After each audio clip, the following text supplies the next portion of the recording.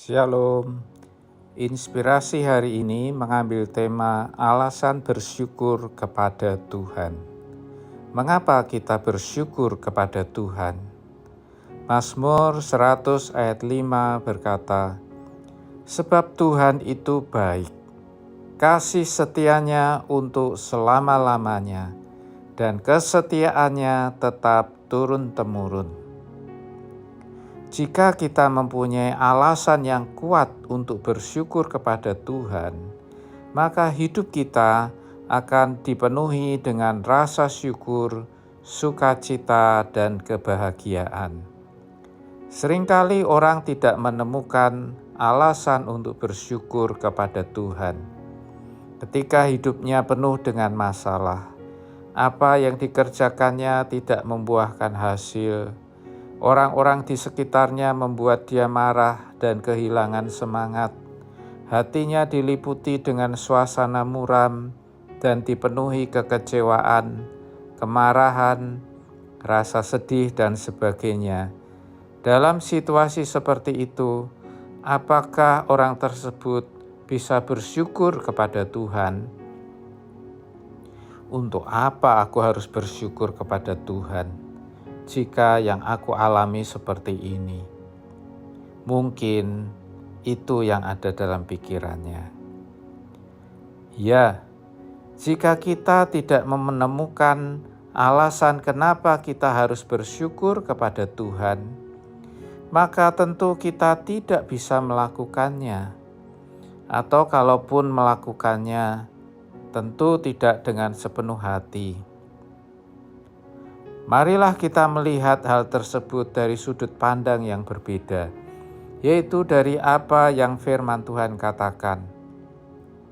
Kita seringkali menemukan alasan kita bersyukur kepada Tuhan berdasarkan perasaan kita. Jika perasaan kita baik, kita bersyukur. Tapi jika tidak baik, kita tidak bisa bersyukur. Sebagaimana kita ketahui, bahwa perasaan kita selalu berubah dari waktu ke waktu, mengikuti situasi yang ada di sekitar kita. Namun, kalau kita meletakkan alasan kita bersyukur bukan pada perasaan, tetapi pada kebenaran, yaitu apa yang firman Tuhan katakan, maka alasan kita akan sangat kuat dan tidak berubah dari waktu ke waktu. Firman Tuhan mengatakan bahwa alasan kita bersyukur adalah karena Tuhan itu baik. Ini adalah kebenaran tentang karakter Tuhan, bahwa Dia itu baik. Karakter Tuhan tidak pernah berubah. Ini adalah kebenaran yang pasti. Lalu apa ukuran kebaikan Tuhan? Apakah Tuhan itu baik karena selalu memberkati kita? Ya, tentu Tuhan selalu memberkati kita, karena itulah janjinya.